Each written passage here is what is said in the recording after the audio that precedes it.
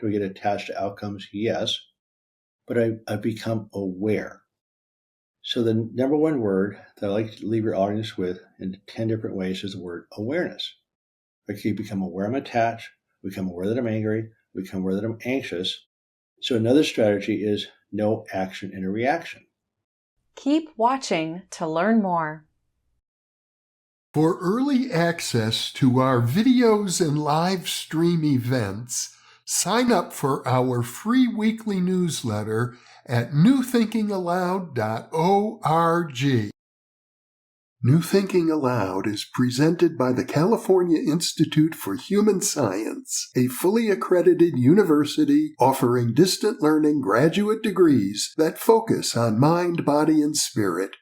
The topics that we cover here. We are particularly excited to announce new degrees emphasizing parapsychology and the paranormal. Visit their website at cihs.edu. Book 4 in the New Thinking Aloud dialogue series is Charles T. Tart, 70 Years of Exploring Consciousness and Parapsychology, now available on Amazon.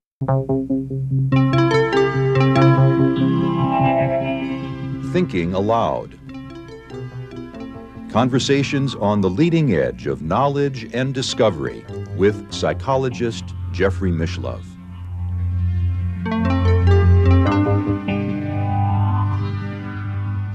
Hello and welcome. I'm Emmy Vadnais, co-host with Jeffrey Mishlove. Today we'll be exploring thinking above the lower mind with my guest, Dr. David Hanscom, who is an orthopedic spine surgeon who left his practice in 2019 to help people break free from chronic mental and physical pain, with or without surgery. After overcoming 15 years of his own severe pain, he developed the DOC, Direct Your Own Care Journey, a self-directed program that guides others through the same healing process.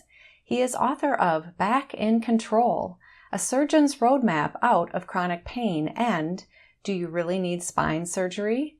Take control with a spine surgeon's advice. If you enjoy this program, please like, subscribe, press the bell icon, and share.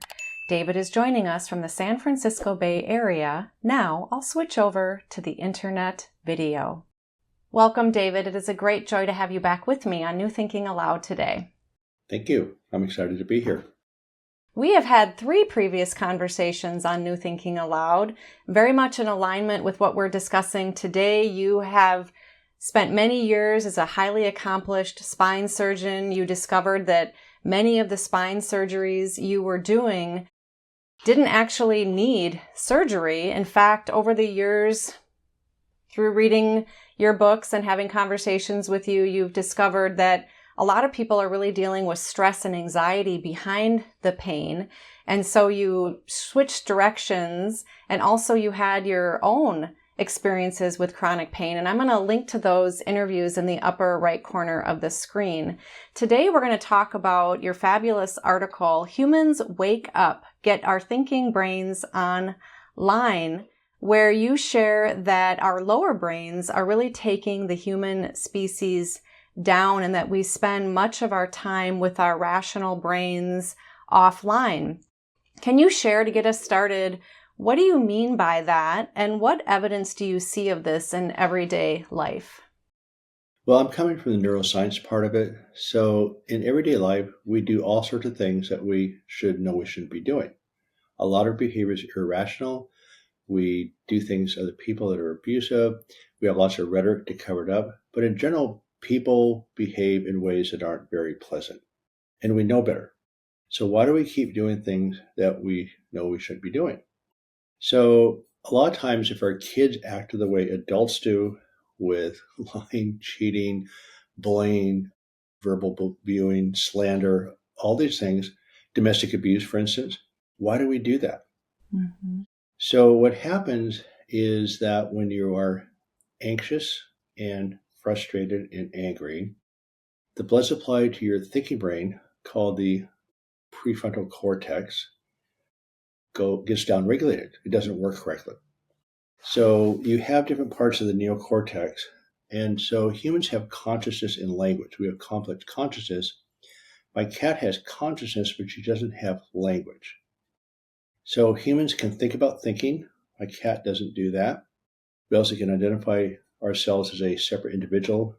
You are different than I am, and vice versa. My cat sees another cat, but it's not an individuation of this cat has these characteristics, this has that. I mean, there's obviously some thinking. I mean, animals are very smart. They do have a pretty deep level of consciousness, but they don't have language. So what happens is that humans develop an ego, so you sort of think ego is a good thing, right? A healthy ego is a good thing. Well, it depends on your definition of ego. Identity.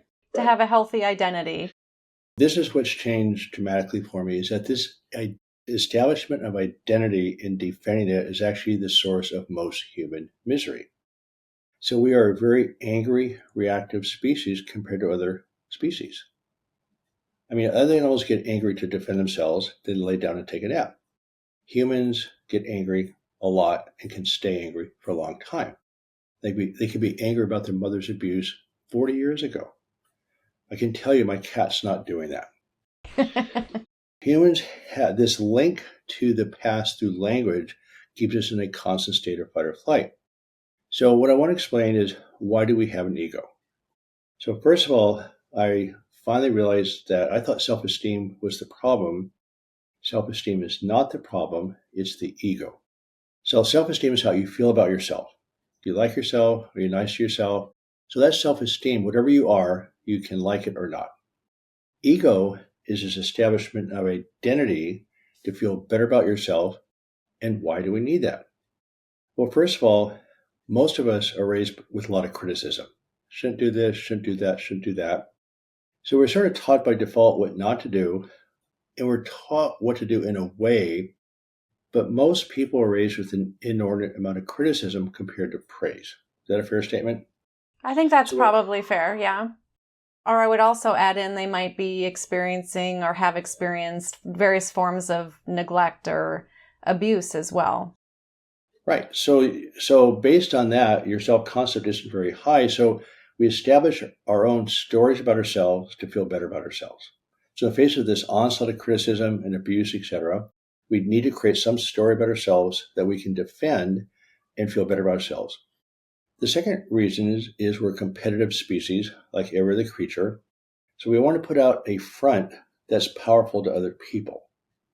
So we're competing for resources. We want to look good. We want to compete. We want to be competent, etc. So we develop an ego to compete. And the third reason is our survival reactions. We've talked about this before. When you're in fight or flight, you feel anxious. Anxious is not a psychological construct. It's just a feeling generated when you're in fight or flight. So somebody threatens you, real or perceived, you go into fight or flight, you feel anxious.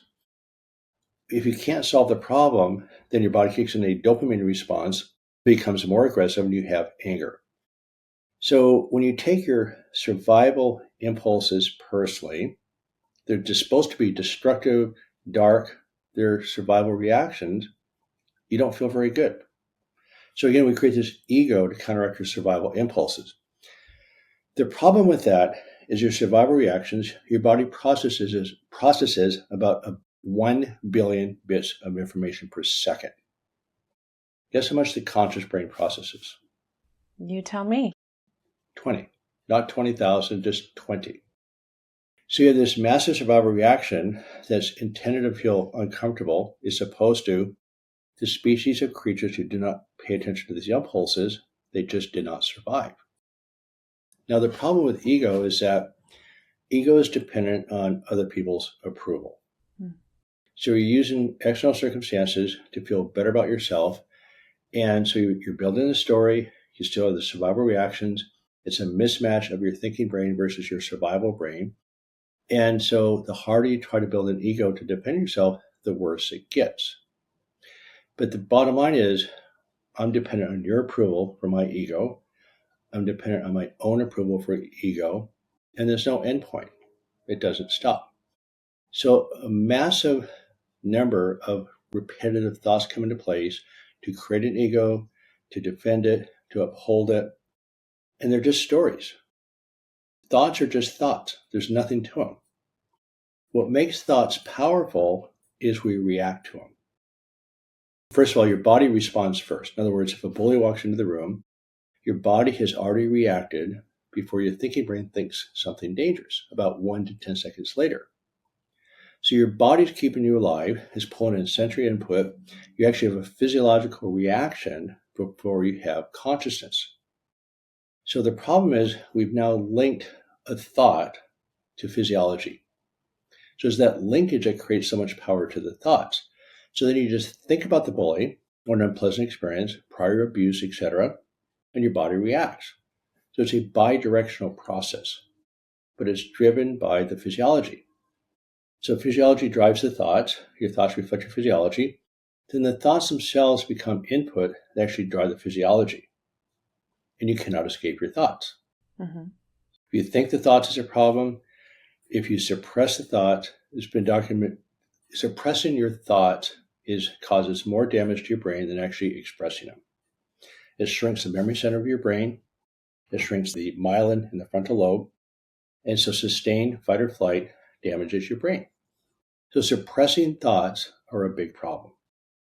It's tricky because we have what's sometimes known as the biological imperative for survival, and we need each other for survival. So on one hand, we do need to know that others do accept us as well, right? No. You need human interaction for survival. That's absolutely correct. Because it has oxytocin that is highly anti-inflammatory. So social bonding is probably one of the definitive answers to chronic pain and also to the thoughts. But see, it's one thing to be with other people and to interact and to share life with. But if I need your approval, then I'm at the mercy of your approval. Mm-hmm. And then I'm also at the mercy of my approval. So as opposed to just being who I am, completely comfortable with who I am. So self-esteem is how I feel about myself. Ego is this whole armor I put together to defend myself. So if I'm also constantly looking for approval, it's a problem. If I'm looking to be with other people, that's actually necessary. Well, that's more, I think, what I meant is that we want really love and connection, right, within ourselves and with others, and that there is a certain amount of social mores and acceptance that is involved on one level with that. So let's jump to the physiology of anger for a second, because there's all these mores of how you're supposed to act, but look what humans do. We act abominably. We act terribly. We cheat on our taxes. We speed down the freeway. We cut other people off. From societal level, we don't give our less privileged people the safety they need. So safety is really critical. If you don't feel safe, you do whatever you can to protect yourself, i.e. survival reactions. So the problem with thoughts is called cognitive fusion. Have you heard the phrase that you are not your thoughts? Yes, I have. It's actually not true.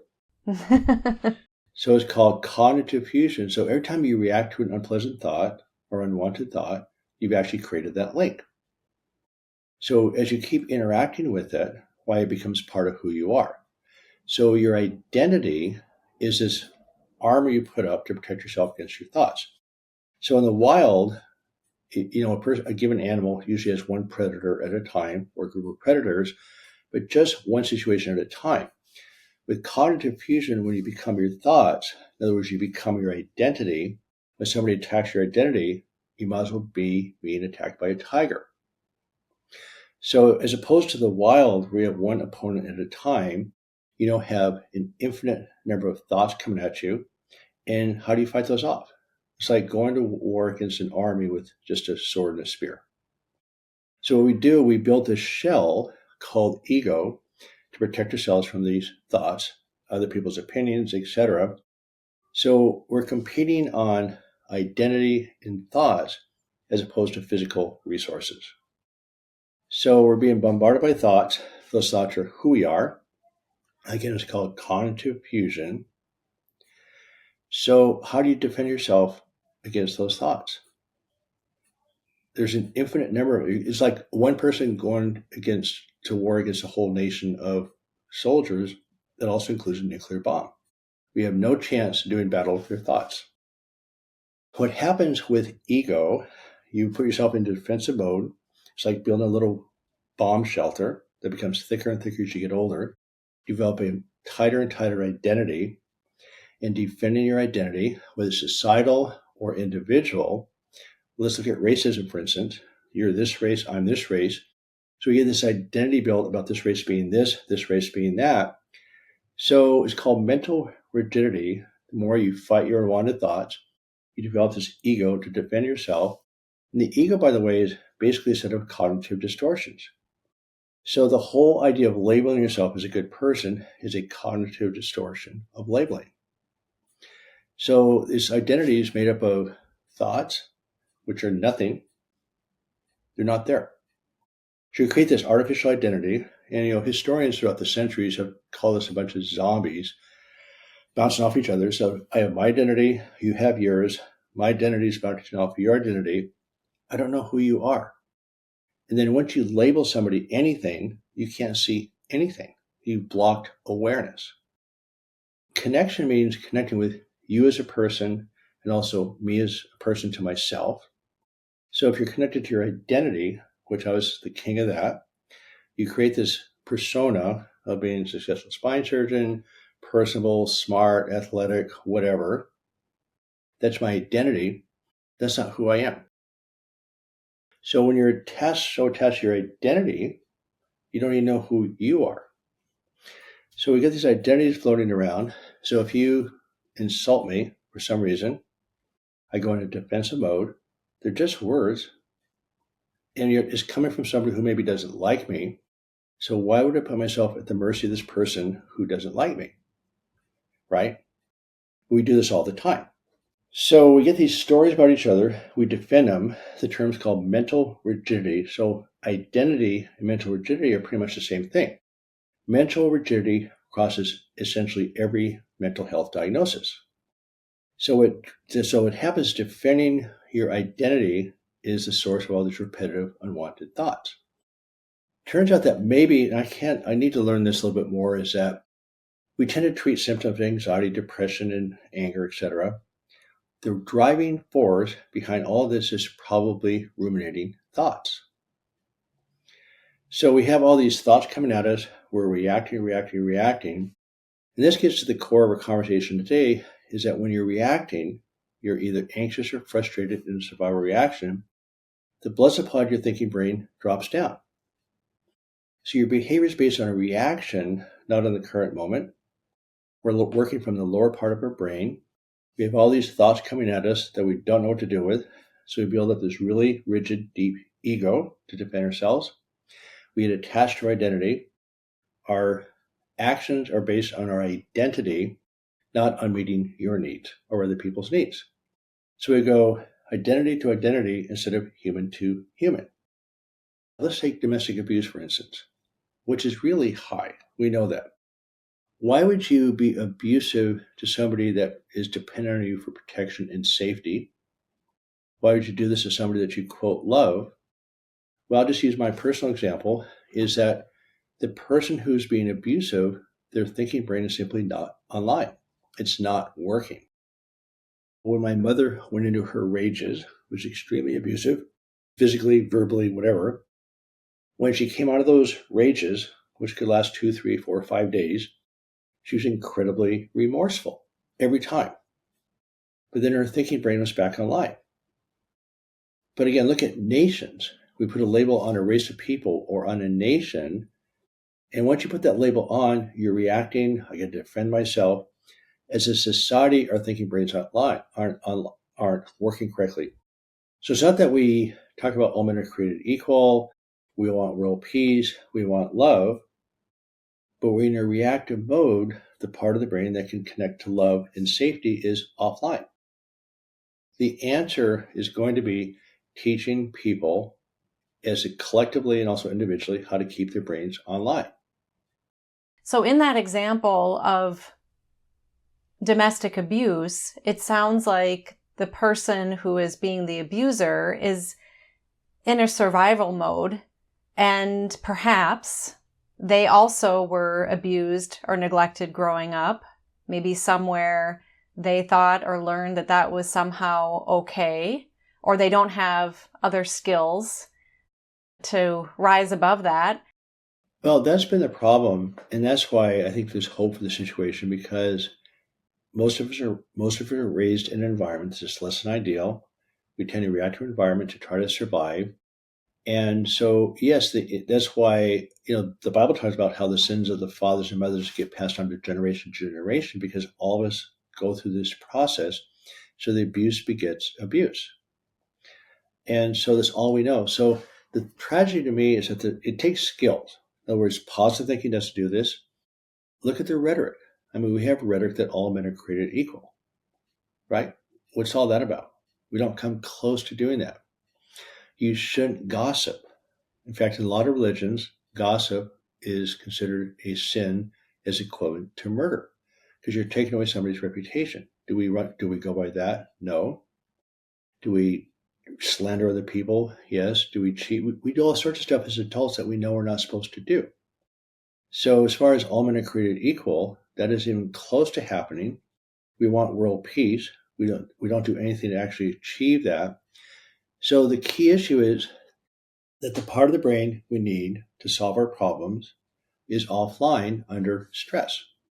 So what we need to solve the problems is getting our brains back online, because there's plenty of creativity there to actually solve the problems, with the essence of it being teaching people the skills against a skill set. Positive thinking does not work. It's another way of suppressing negative thinking. Well, thank you for sharing about your own personal identity, being a spine surgeon, a top one at that, athletic, and so forth. If you are not all of that, then who have you found yourself to be? I just enjoy my day. Yeah. Dr. David Burns wrote a book called Feeling Good, which is a very famous book on cognitive behavioral therapy. And he uses the word kill your ego. I think that's a little bit harsh, but I like to use that term anyway. Is that he calls it the disarming technique. So let's say you insult me right now. Just say, something you don't know what you're talking about. You're really on the line. And his point is just agree. You're right. I'm on the line. So conversation's over. There's nothing else that you can do or say. So I've agreed with you. Yes, I'm not very smart, and I don't know what I'm talking about. Have a nice day. It's not that I don't care about your opinion. I would rather be liked than not liked. But why? But obviously, for some reason, you're angry at me. You're reacting. Why would I give up my quality of my day over to you? There's another dark side to identity, that often your identity becomes your monster. So with being a spine surgeon, a tremendous amount of energy is taken up by becoming a spine surgeon.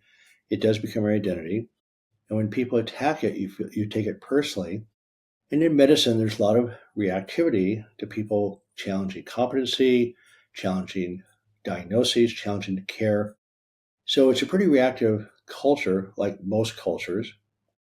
And so it's all based on this identity. And so whether you're a supermodel, your identity is based on a beautiful body, you defend that. That's where a lot of times people that are just gorgeous end up with eating disorders, because you're defending this identity.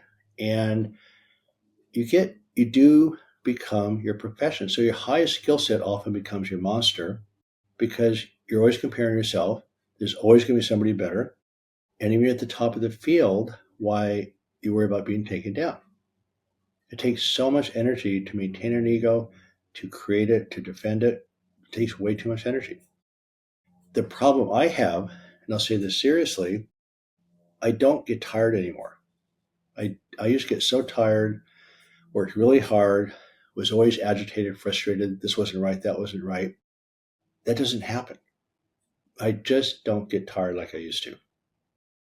Do you find that you're less attached to outcomes, to people's responses to you? Like what has changed? What have you done in your life that's changed for you to help you have more energy, which a lot of people listening, I would imagine, feel fatigued throughout the days and I mean, that's why there's so much coffee around. Well, if you're always on guard, you're always looking out for danger, 25% of your body's energy is used to run your brain. So if you're always on constant lookout, constantly trying to defend yourself, you're consuming a tremendous amount of energy. So be just being connected to the moment you're in, like right now, I have a to-do list of 500 things to do. 10 years ago, I would have been thinking about the to-do list instead of just enjoying talking to you. So one of the big answers is using simple tools to connect to the moment you're in. That's it. So this morning, before I sat down, I did what's called expressive writing, which we've talked about multiple times. Write down my thoughts, the doubts and frustrations, which are always there. So I don't want the world to think that I'm a saint, because I'm not. Do I get to suffer along with everybody else? Yes. Do I get attached to outcomes? Yes. But I've become aware. So the number one word that I like to leave your audience with in 10 different ways is the word awareness. Okay, become aware I'm attached, become aware that I'm angry, become aware that I'm anxious. So another strategy is no action and a reaction. So if I'm reacting, say you did something that irritated me, and I'm reacting, my thinking brain isn't working. It just isn't. So when you are aware that you're anxious and frustrated, you don't do anything. No action and a reaction. So you do not want to suppress a reaction, which actually what got me into trouble originally. So for instance, I was attached to my ego being this calm, cool, collected guy.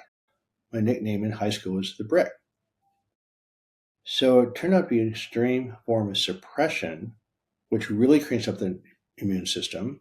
And I got sick. I had 17 different physical and mental symptoms. So I had migraine headaches, burning feet, skin rashes, anxiety, depression, OCD, bipolar, all this stuff, I had it. All of those, by the way, anxiety, depression, OCD, bipolar, are actually inflammatory disorders, not psychological. So it turns out that mental pain and physical pain are the same entity.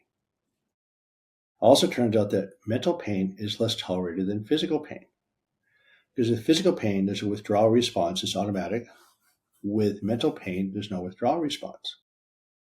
The metaphor I use is that of your hand over a stove. If your hand's over a stove, you pull it away. If I forced you to hold your hand over the stove, what would happen to your anxiety? I would be screaming. Right. And what would be the next reaction? Well, of course, I'd want to get my hand away from the stove. Can't do it. Right. Then I'd get mad at you, probably. You'd be angry. I'd be angry, of course. Right. It's a survival reaction. Yeah. So with mental pain, your hand is stuck over the stove. You can't pull it away. So what we do in medicine, we give you medication, we do counseling, try to make the pain more tolerable. But the bottom line, you're still over the stove. So there's only one answer. And I make you guess it just for discussion's sake. Well, it's letting go, perhaps? That is actually an answer. What I'm trying to, my illustration at this point, you have to turn down the heat. Yeah. That's the only answer is that your hand's stuck over the stove, you have to turn off the heat. So that's how the thoughts drop down. That's how your body chemistry drops down. As you relax and get to thinking back online, you have much more creativity to solve the problems. So what's tragic about the human race is we have in each one of our brains the creative capacity to solve the problems that we're creating. But again, going to this bombardment of thoughts, which are equal to a tiger, an infinite number of these things, we're in a defensive mode, and we're acting from the primitive part of our brain. So that's my plea as humans, let's get our brains back online. It's not that hard to do. Something that can be done in the schoolyard. And the number one word is awareness. See, what awareness is, it breaks that link. In other words, I have a thought reaction thought. So it's an instant link. Anytime I'm anxious or frustrated, again, a physiological response, not psychological, I'm someplace else. Something today triggered something from the past that was dangerous. So I'm not even here. Yeah. So how can I behave well if I'm not even aware of what's right in front of me right now? It seems that beliefs play a role as well in this. And also, when you talked about people behaving poorly, and we can also think about addiction, substance use, all the different various forms, it seems that people are really wanting to find pleasure. Can't do it. Pleasure. So here's the thing: as you turn down the heat, pleasure emerges. We all actually know how to have a good time, but as long as you're fighting anxiety and frustration, you can't really enjoy yourself. So the research shows if you're actually pursuing pleasure to outrun your pain, that's actually highly inflammatory. A hedonistic lifestyle is highly inflammatory. And we know all the superstars and stuff that have drug addiction problems, suicides, all sorts of stuff. By the way, there's a direct link between ruminations and suicide. In my ordeal, the ruminating thought patterns were extreme, and I almost committed suicide in 2002. So other animals do not commit suicide like humans do, right? Mm-hmm. So again, the one common factor that's probably at the core of all physical and mental disease are repetitive thoughts. Okay. So you've mentioned a few ways of how we can get our thinking brains back online. Can we go ahead and go through them? Because I know you give several suggestions in your article. So let me start with a metaphor of a hornet's nest, where the nest is your brain and the hornets are your thoughts. And if somebody shakes the nest, what happens to the hornets? Yeah, they're going to get upset and, fly around. The hornets are the thoughts. So what we're doing is we're fighting the hornets outside the nest, which makes them more angry, right? So we're out there fighting hornets. Talk therapy actually makes things worse because your attention's on the problem. So the real answer is quit shaking the nest. So as the brain calms down, the nest is the brain, the thoughts are the hornets. So as you quit shaking the nest, the hornets will settle down, go back into the nest and do their job. So the key issue is the physiology that drives all of this. In threat or fight or flight physiology drives these thoughts. Thoughts drive the physiology. So there's 4 parts to healing, and they all occur simultaneously. It's a dynamic process. These are tools that you use every day. They become habitual. It's just a different way of living your life. So the first part is, we call it thought separation. And taking your survival reactions personally is the essence of the problem. So there's unpleasant thoughts and sensations. We fight them. And so what you want to do is separate from them. You can't control them. So there's several ways of separating. One of them is simple mindfulness. So instead of fighting thought, put your brain on a different sensation. It's a thought separation exercise. Expressive writing, as you know, is a big one. Cognitive behavioral therapy, where you recognize this is a cognitive distortion. I don't have to take this personally. Just let it go. So the first step is, I call it thought separation. The second part, which is, again, we call it dynamic healing, is calming the physiology. There's a bunch of ways of actually calming down your physiology from fight or flight to safety. So the essence of healing is, if you're in threat physiology, your body breaks down, especially if it's sustained. And as you go into safety, your body regenerates and heals. So we call it dynamic healing. There's ways of processing your stresses. There's ways of calming down the nervous system. There's ways of regulating the physiology. We call it dynamic healing. You can change the input. You can calm down the nervous system. You can change the output of physiology. Then the symptoms resolve. So the second step is calm the physiology. And that's things like not discussing your pain. Forgiveness is a big one. Life perspective, play are all ways to calm down the physiology. First step, thought separation. Number 2, calm down the physiology. Number 3, which is the reason why we're talking today, is you want to soften your ego. Again, kill your ego. Because establishing and defending your ego is a tremendous source of repetitive, unwanted thoughts. Or maybe from a mindfulness, which is really could also be a heartfulness perspective, we love our ego. Not that we want to build it up, but maybe have compassion for it so that it can soften, perhaps. You just said the magic word there. So compassion is the opposite of ego. So compassion-focused therapy is probably one of the more definitive answers for reps, repetitive, unpleasant thoughts. So ego means I'm going to defend myself. Compassion is you just look at yourself and you learn to like yourself no matter what. So compassion-focused therapy is probably one of the more definitive answers for these repetitive unpleasant thoughts. So you're absolutely right. So, but it's the opposite of ego, right? The ego says I want a stronger ego to feel better about myself. Compassion is engendering compassion for yourself no matter what your ego looks like. So it's a way of dissolving ego. So the main way you dissolve ego is awareness. Okay, so I have a cognitive distortion. This person should have done this. They didn't. That's should thinking or catastrophizing. So with awareness, you realize that you have a cognitive distortion. You separate from it. You've broken the link, and you move on. So awareness is the key issue as far as breaking up the ego. And again, compassion is a big one. Then the final step is creativity and joy. So, but you can't do creativity and joy if you're anxious and frustrated because you cannot outrun those circuits. So what happens is that with neuroplasticity, you've separated from your survival reactions. You're training yourself to be less reactive to them. You can't get rid of them. So when you're less reactive, your thinking brain is back now online. And so playfulness, play, companionship, good food, good wine, good friends, spirituality are part of creating the new nervous system. So if you're trying to fix all the problems from a neuroplastic standpoint, your brain actually develops in the direction of the problems. Definitive healing occurs with neuroplasticity. You literally reconstruct your brain. That's huge, what you just said, because you are a spine surgeon, you are trained to work with the central nervous system, and you just said that we can build essentially a new brain. Can you share more about that? What happens with that? Well, the key word is awareness. So there's a real limit to personal development work because you're working with the same data. You're stirring the same pot. So keyword is awareness, being open to new ideas. So as you bring in new data, you develop a new brain. So if you focus on peace, love, joy, good food, good wine, good friends, that's your brain's going to develop. That requires awareness. So awareness works at every different level.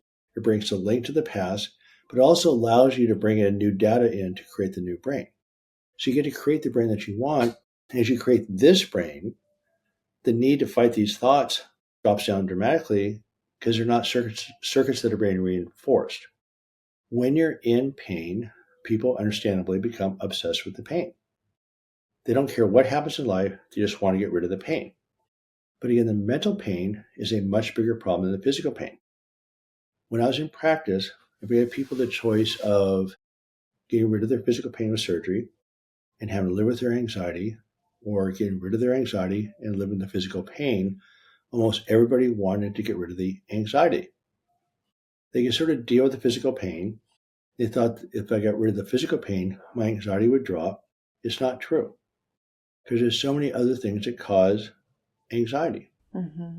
Again, fight or flight.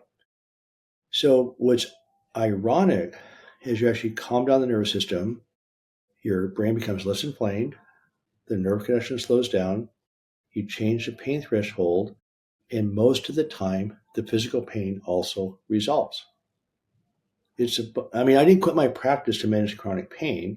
I quit my practice because I watched so many people completely resolve their pain. Well, we all deal with stress to some level, but a lot of people more and more people actually are dealing with anxiety, having a very difficult time coping. There's higher rates of depression. I think I heard a rate something from a psychologist, something like 60% of people in the United States are considered depressed right now. So what you're saying is you're really offering a lot of hope for people with these practices. This is a different conversation, but it's all around anger.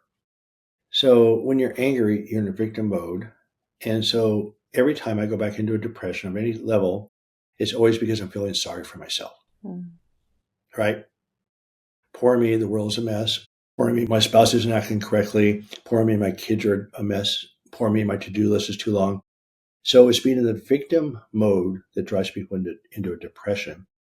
The problem with pain is a bidirectional process. So yeah, I have these unpleasant thoughts. Poor me, I'm bombarded by these thoughts. The reality is you are a victim of those thoughts.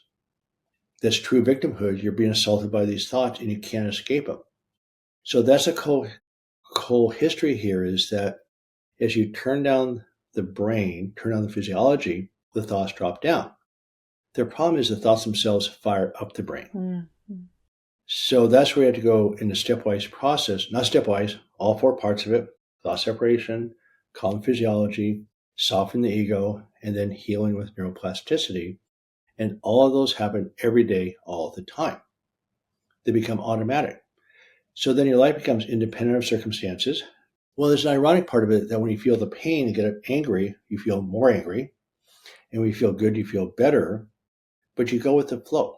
You're not stuck in a negative mode. So you start living life more easily. And these are tools that should have been taught to us in grade school. I mean, these are not hard to do. Do you recommend that people practice this throughout their daily activities? Do they set aside time in their life? And when do they get to actually see results from this and notice that their thoughts, their physical and emotional pain is coming down? Well, I'd say this tongue in cheek, but I'm sort of serious. I have a process called the DOC journey, Direct Your Own Care Journey, and it's about learning skills. So if you're monitoring your pain, the pain's running the show. So as you're learning skills in all four of those areas, with repetition, they start becoming automatic. So you're doing this all day long, but it's automatic. It probably takes about 3 to 6 months to actually make this automatic. People see results within 2 to 6 weeks, but the real healing occurs after you start feeling better. Because remember, once you learn to live with your survival physiology and quit fighting it, you've just started the journey. Because the real healing occurs with neuroplasticity, that once you've quit fighting the survival circuits, then your brain keeps expanding and expanding and expanding. So people will often feel better and they stop, whereas that's actually the beginning of the journey. So when people do the course, I recommend about 10 or 15 minutes a day, period. That's it. Learn a skill. You get to practice all day, go back and forth, use it as a textbook. It's like any learned skill. Playing the piano takes practice. You learn the scale. You learn more complicated things to do. Let's take gymnastics. You learn simple things, you get more and more complicated. So it takes repetition and time, and you literally reprogram your brain. Again, you cannot force your brain, because that's positive thinking, which is a way of suppressing negative thinking. It's a disaster. Support's helpful, but talk therapy by itself, people think, if I just solve enough problems or understand this well enough, I'm going to heal. Well, by trying to understand your problems, where's your attention? Mm-hmm. On the problem. Right. So you get to separate from it and put your brain wherever you want to put it. So honestly, you can program in any brain that you want. Now, there's still good days and bad days. And see, adversity isn't the problem. Every living creature has adversity in order to survive. It's your reaction to it. Stress isn't the problem. Mm-hmm. And so people get upset when they get stress or adversity. That's life. Navigating adversity is how you stay alive. So if people think they have a right to not have adversity, they're wrong. So adversity is the problem. Nobody's asking you to feel positive about the adversity. It's always adversity. Adversity, by definition, is unpleasant. It's your reaction to it. So then you have a reaction to the adversity. So now you're in a fight or flight mode. Your thinking brain isn't working. So again, no action and a reaction because your brain's not working. So with awareness, you create that space, you calm down. So the second two words that we use, we call it flip the switch. Okay, I'm in a victim mode, I'm in a reaction. Let it pass, and then you decide to move on. So you make the decision to move on with the life that you want. That's where the healing occurs as you live life on your terms on a given day. Not about just always being happy and playful all the time. It's a matter of being creative with whatever you're doing, whether it's doing the dishes or doing your job or taking a hike or taking a walk. Life keeps coming at us. So as you learn to be less reactive to your stresses, that's how your brain and body heal. Well, this is great advice because what you're talking about also impacts through the inflammatory process physical health conditions that can develop as people go on in life as well. So this is also, would you say, a form of preventative healthcare, for example? Well, again, mental pain and physical pain are the same thing.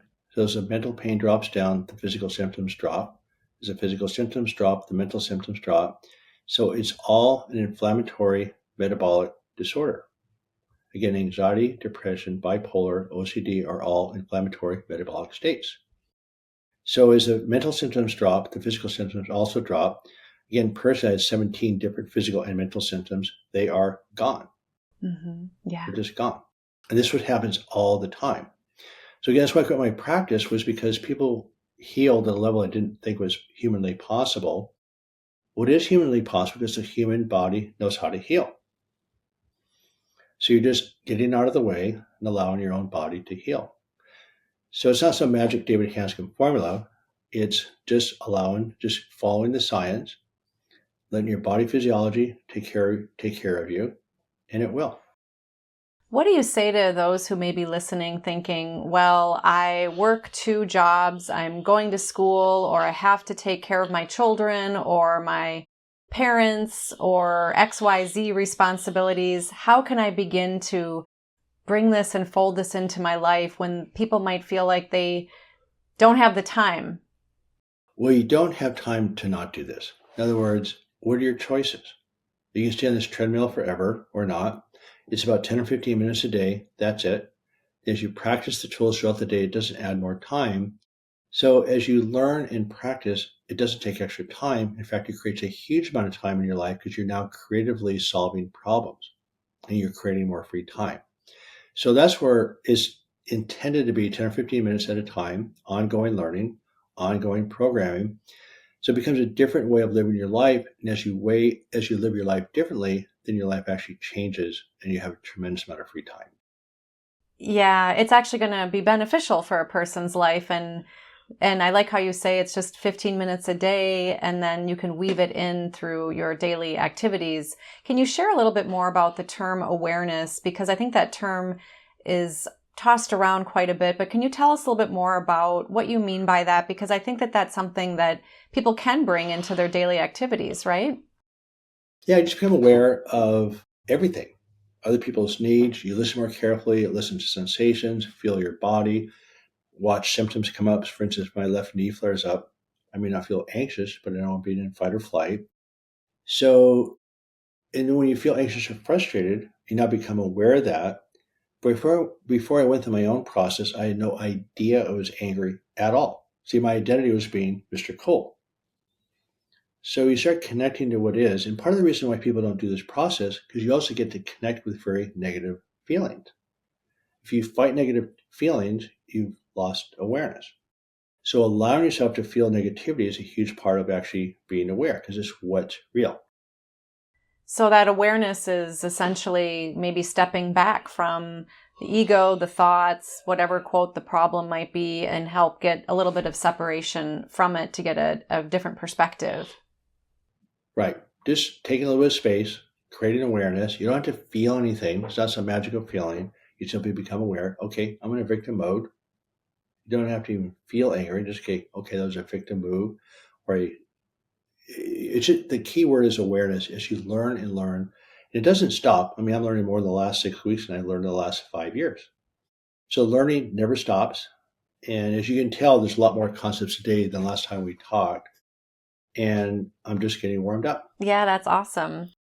One doesn't have to look too far in their environment, society, culture, to see all of course, there's many good things happening as well, but there's a lot of suffering and struggles and fear going on out there. What do you say to people who are listening thinking, well, how can I practice this when here in the United States and around the world, authoritarianism, fascism, oligarchy is on the rise? Well, the world has always been this way. Nothing's changed. I mean, the Dark Ages weren't great, right? There's always been authoritarianism. And that's, again, a topic of another day about how authoritarian people get control is they take people's brains offline with chaos. Then they have control, and then they make the changes that they do. So, yeah, the authoritarianism is, again, the first thing authoritarian people do is they take people's brains offline, right? Mm-hmm. So now they're reacting and they have control. So the answer is that's what the tools do. It allows you to enjoy your day regardless of your circumstances, period. And taking on the world's suffering is something that you can't control. It will put you in the hole. It will make you depressed. It's inflammatory. So you just train your brain to be less reactive to the stuff around you. Doesn't matter what the circumstances are. You just get to enjoy your day, because what the world needs each one of us to do is to heal. That's it. Yeah, absolutely. And what we do have control over is ourselves. Right. Well, we have control over reactions. Overreaction. So we can't control our thoughts. We can't control our chemistry, but you can regulate it. It's a pretty big difference. So you have your reactions are automatic. Anxiety and anger are automatic, hardwired. We have no control over those at all. So as you become aware that you're in a reaction, then you have a choice to use the skills to regulate it. The self-critical voice is also related to a term called Schadenfreude, where people can take pleasure in other people's harm or misfortune. And I know you've also written an article about that, and that's going to be our next conversation as well. I'm wondering if you want to touch on that today, or we can save it for next time. Well, that's a huge topic that we probably should save for next time, but in terms of that, Schadenfreude is getting pleasure from other people's suffering is also automatic. You can't control that either. So then you feel bad about it, and so you use all these rational means to actually counteract that feeling. The other thing that's automatic is envy, survival reaction. Okay, it's called a sin by many religions, but envy is normal. So greed and taking action and stealing is a problem, but envy is a normal survival reaction. So when you take your survival reactions personally and try to suppress it with cognitive means, that's where the trouble arises. Dr. David Hanscom, it is such a pleasure to be in conversation with you once again. Thank you so much for being with me, and I look forward to our next conversation as well. Yeah, thank you very much. I enjoyed this, as usual. And for those of you watching or listening, thank you for being with us, because you are the reason that we are here.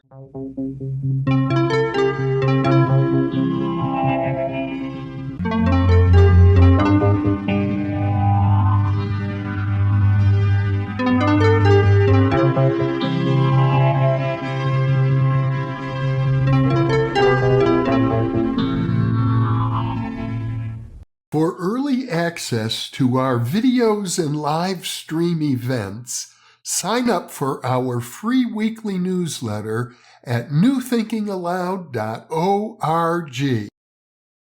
New Thinking Aloud is presented by the California Institute for Human Science, a fully accredited university offering distant learning graduate degrees that focus on mind, body, and spirit.